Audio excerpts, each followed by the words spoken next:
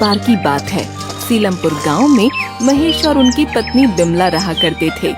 उनका एक पुत्र भी था, उसका नाम था गुड्डू। गुड्डू बचपन से ही होशियार था। उनके घर में एक वफादार कुत्ता ब्राउनी भी था। एक दिन जब गुड्डू स्कूल से अपने दोस्तों के साथ घर आ रहा था, तभी रास्ते में उसे ब्राउनी दिखा।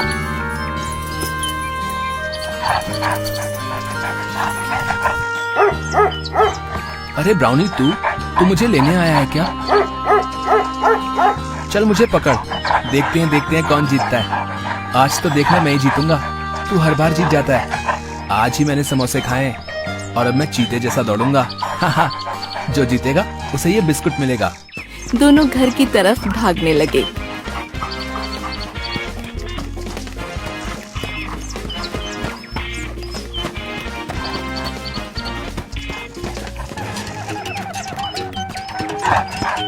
ब्राउनी घर पहले पहुंच गया। तू फिर से जीत गया और माँ बुला रही है, जल्दी चल। ठीक है, देता हूँ, ये ले, लेकिन हम आधा आधा करेंगे, ठीक है? दोनों ने बिस्कुट खाया। अब घर चल। ब्राउनी उसे खेलने के लिए कोशिश करने लगा। अरे बाबा, खाना तो खाने दे, फिर खेलूंगा तेरे साथ। पहले हम खाना खाएंगे, समझा? भूख के मारे मेरी जान जा रही है। अब जल्दी चल, माँ इंतजार कर रही होगी। गुड्डू जैसे ही अंदर पहुंचा, वहाँ चारपाई पर उसने देखा उसकी बुआ बैठी है। गुड्डू ने जैसे ही अपनी बुआ को देखा, वो चिल्ला कर बोला, बुआ! अरे कितना बड़ा हो गया हमारा बच्चा। मैंने सुना तू बहुत होशियार हो गया है।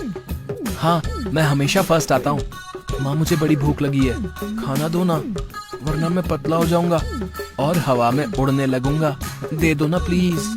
भाभी, मुझे भी बड़ी भूख लगी है, पता चला मैं भी उड़ने लगूं। अरे नहीं बहना, तू हवा में नहीं उड़ेगी, देखना। क्यों? क्योंकि उसके लिए तुम्हें पतला होना पड़ेगा और मुझे नहीं लगता कि तुम एक दिन ना खाने से पतली हो जाओगी। भाभी, देखिए ना भैया को। आप भी ना, अभी आई है वो और आप शुरू हो गए। शांत हो जाइए। माँ, खाना। आप सब हाथ धो लीजिए, मैं आपके लिए खाना लगाती हूँ।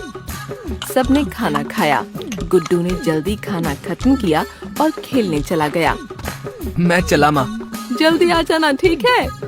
आ जाऊंगा। दोनों बाहर चले गए। शाम को दोनों घर लौटे। बेटा गुड्डू, हमें तुमसे कोई जरूरी बात करनी है। गुड्डू, तुम आगे की पढ़ाई बुआ के साथ रहकर करोगे, शहर के अच्छे विद्यालय में जाओगे। क्या मैं ब्राउनी को भी लेकर जा सकता हूँ? नहीं बेटा, अगर ब्राउनी भी वहाँ गया तो तुम ढंग से पढ़ाई नहीं कर पाओगे, इसलिए वो यहीं रहेगा और तुम छुट्टियों में उससे मिलने आना। तब तुम्हें दिन भर खेलने से कोई नहीं रोकेगा, ठीक है? रात को गुड्डू ब्राउनी के साथ सोया। मेरे भाई पापा कह रहे हैं कि मुझे शहर जाना होगा, पर मैं तुझे छोड़ के नहीं जाना चाहता और माँ पापा को भी छोड़ के नहीं जाना चाहता। लेकिन मैं जब कल चला जाऊंगा तब तू क्या करेगा? सुन, तू मुझे कॉल करेगा, लेकिन तुझे तो फोन करना भी नहीं आता। लेकिन तू माँ को बोल देना, वो तुझसे मेरी बात करा देंगी। तेरा कभी मन करे तो मुझसे मिलने आ जाना, ठीक है? मेरे जाने के बाद तू बाद में कुछ दोस्त बना लेना। तू अकेला अकेला बोर हो जाएगा, मैं भी वहाँ नए दोस्त बना लूंगा। लेकिन तुझे पता है, मुझे सबसे ज्यादा तेरी याद आएगी, क्योंकि तू मेरा भाई है ना। अच्छा सुन, तू मुझे याद करेगा ना? मुझे भूलियो मत। दोस्त बना सकता है तू, बेस्ट फ्रेंड मत बनाइए किसी को, समझा? अगली सुबह जाने से पहले ब्राउनी, ये ले घंटी, इसे पहन के रखियो, ठीक है? इसके बाद गुड्डू रोते रोते अगली सुबह बुआ के साथ शहर चला गया।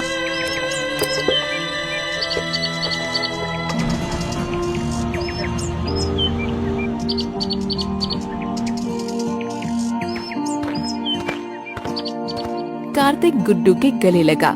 आज से गुड्डू हमारे साथ ही रहेगा, उसे अपने कमरे में ले जाओ।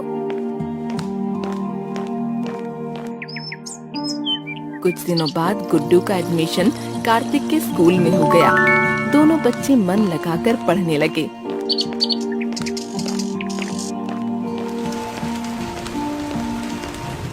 इसी तरह कई साल बीत गए। एक दिन, अजी सुनो ना, कितना समय हो गया अपने बेटे से मिले हुए। आप उससे कहो ना वो यहाँ आए, हमसे मिल लें। ठीक है रुको, उसे कॉल करता हूँ। हेलो। हाँ जी पिताजी।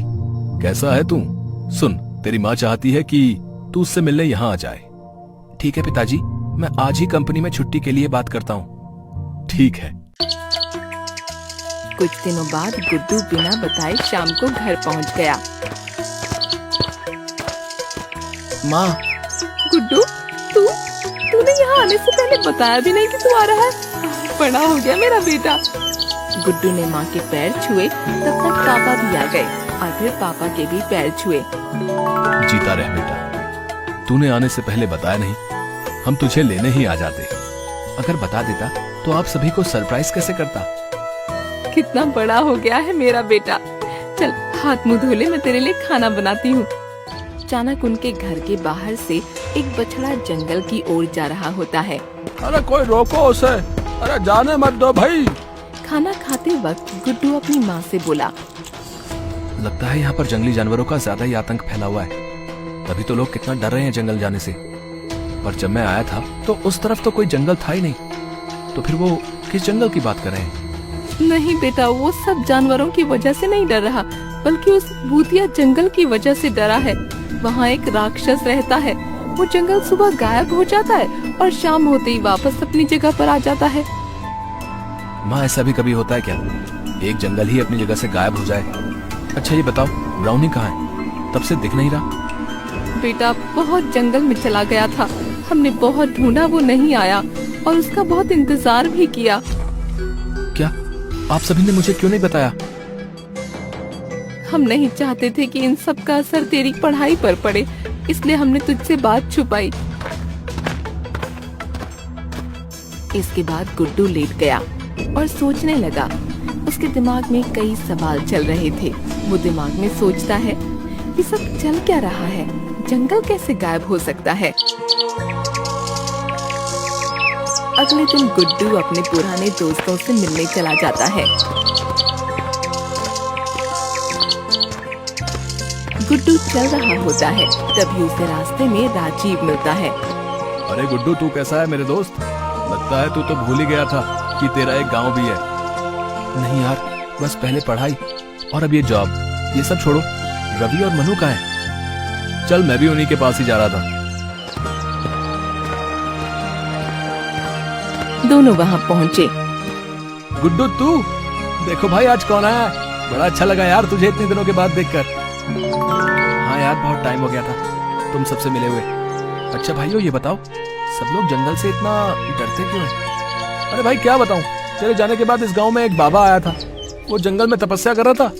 कई सालों तक तपस्या करने के बाद उसके ऊपर मिट्टी की परत जम गई और इस गांव के कुछ आदमियों ने नशे में उस बाबा के ऊपर लाठी मार दी और उस लाठी मारने की वजह से बाबा की तपस्या भंग हो गई और बाबा को चोट भी आ गई। तब से उस बाबा ने इस जंगल को और इस गांव के लोगों को श्राप दे दिया कि अगर इस गांव का कोई भी इंसान जंगल की तरफ जाएगा तो वो कभी भी वापस नहीं आएगा। वो जो लोग वहां गए थे वो आज तक वापस नहीं आए और उसके बाद जितने भी लोग जाने अनजाने से गए वो भी कभी वापस नहीं आए। श्राप कभी खत्म नहीं होगा भाई। इसके बाद रवि गुड्डू को श्राप कैसे टूटेगा वो बताता है। ये सुनने के बाद, चलो दोस्तों, मैं घर जाता हूँ, माँ भी इंतजार कर रही होगी। इसके बाद गुड्डू वहाँ से चला जाता है और घर जाते वक्त वो गांव के उसी रास्ते पर जाता है जहाँ से जंगल शुरू होता है, लेकिन उसे जंगल नहीं दिखाई देता। इसलिए वो घर लौट आता है और रात होने का इंतजार करता है। रात होते ही वो बिना किसी को बताए जंगल की तरफ चल पड़ता है।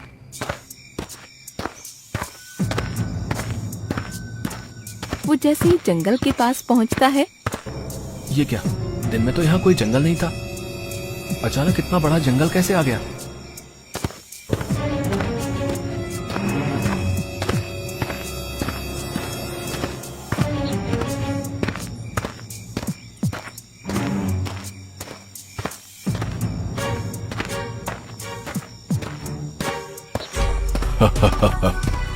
देखो तो कौन आया है। तू यहाँ क्यों आया है? बोल।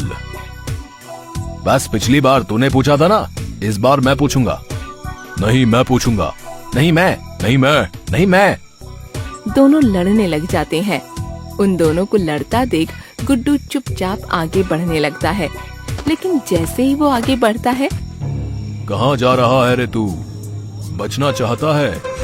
अब हम तुझे भी गायब कर देंगे। और तुझे पूरी जिंदगी भर हमारी सेवा करनी पड़ेगी, जैसे कि यहाँ आए बाकी सब हमारी सेवा कर रहे हैं। गुड्डू डर जाता है। गुड्डू अचानक बोला, तुम्हें मुझे ले जाने से पहले मेरे मालिक से पूछना पड़ेगा, समझे? वरना मेरे मालिक तुम सबकी चटनी बनाकर रोटी के साथ खा जाएंगे। लेकिन मैं तुम्हारी उनसे बात करवा सकता हूँ। करवाओ तो, हम भी तो देखें कौन है तुम्हारा मालिक। अपने फोन में एक ऐप खोलता है और उसमें कुछ टाइप करता है और उस फोन से आवाज आती है। क्यों याद किया है मुझे? मालिक, ये दो छोटे भूत मुझे अपनी सेवा करने के लिए ले जा रहे हैं। मैंने तो कह दिया मैं बस आपका सेवक हूँ, तो कहते हैं कि कौन है तेरा, तो मैंने आपसे इनकी बात करवाने की सोची। सुनो अगर मेरे सेवक को कुछ भी किया तो तुम्हें पुलाव बनाकर खा जाऊंगा। तुम जानते नहीं क्या, इस जंगल पर भी अब मेरा राज होने वाला है। बस रजिस्ट्री बाकी बची है। रुको, तुम सबको सबक सिखाता हूँ। उसके बाद फोन से बिजली गिरने और डरावनी आवाजें आने लगी। दोनों भूत आपस में बात करने लगे। सुन, लगता है ये हमसे भी ज्यादा शक्तिशाली है। कहीं ऐसा ना हो इस आदमी के चक्कर में हमें अपनी जान से हाथ धोना पड़े। दोस्त निकल, जल्दी कर भाई, ये नई आफत आ गई अब जंगल में। चलो अच्छा हुआ, इन बेवकूफ भूतों से तो छुटकारा मिला। अब मुझे बाबा के पास जाना होगा। इसके बाद गुड्डू उस पेड़ के पास गया और बोला, हमें माफ कर दो बाबा, आपके साथ उन लोगों ने जो कुछ भी किया उसकी सजा आप बाकी सभी भोले भाले गांव वालों को तो मत दो। मैं आपसे हाथ जोड़कर विनती करता हूँ। अचानक बाबा आ गए। मुझ तक पहुंचना बहुत मुश्किल था, लेकिन तूने अपनी चिंता ना करते हुए अपने गांव वालों के बारे में सोचा। मैं तुम्हारे इस जंगल को शाप मुक्त कर दूंगा। पहले तुम्हें मेरी पहेली का जवाब देना होगा। पूछिए बाबा। जंगल है पर पेड़ नहीं है, नदी है पर झरना नहीं है, गांव है पर घर नहीं है। बताओ ऐसा क्या है? गुड्डू थोड़ी देर सोचता है। बाबा, इस पहेली का उत्तर नक्शा है। बहुत बढ़िया लड़के, बहुत बढ़िया। लेकिन अभी एक और पहेली, उसके बाद तुम्हें अपने कार्य में सफलता मिलेगी। जीवन में सबसे ऊंचा पद किसका है? लेकिन इस बार तुम्हारे पास समय सीमा होगी। मेरे 5 तक गिनने से पहले तुम्हें उत्तर देना होगा। मैं ध्यान रखूंगा बाबा। जीवन में सबसे ऊंचा पद किसका है? बहुत सोचने के बाद उसे ध्यान आया। बेटा, जिंदगी में हम अपने गुरु का ऋण कभी नहीं उतार सकते। वही हमें मार्गदर्शन देते हैं, जिंदगी में सफल बनाते हैं। सबसे उच्चतम पद गुरु का ही होता है। बाबा, गुरु का पद सर्वोच्च है। सही जवाब। तुम सच में एक समझदार लड़के हो। जाओ और अपने गांव वासियों के साथ खुशी से रहो। जा, किया तेरे गांव को श्राप से मुक्त। आज के बाद ये जंगल कभी अपनी जगह से गायब नहीं होगा।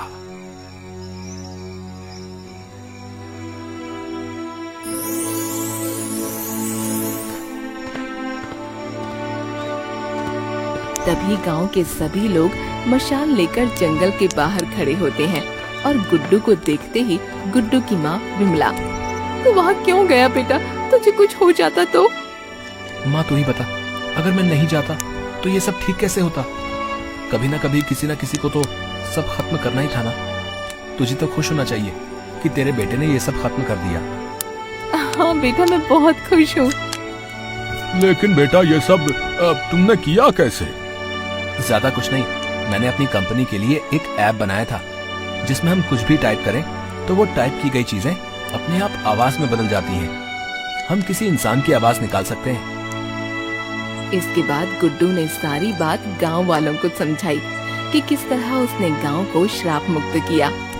तुम्हारी वजह से बेटा हम गांव के इस भयानक श्राप से मुक्त हो गए।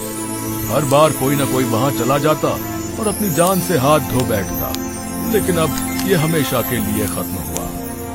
जैसे ही गुड्डू और सब लोग घर जा रहे होते हैं, तभी घंटी बजने की आवाज आई और एक कुत्ते के भौंकने की आवाज सुनाई देती है।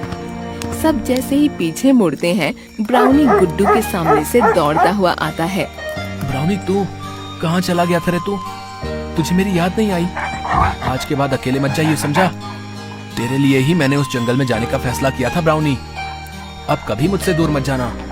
वो दोनों एक दूसरे के गले लगते हैं और गुड्डू रोने लगता है। सच में जानवर भी मोह और प्यार के भूखे होते हैं।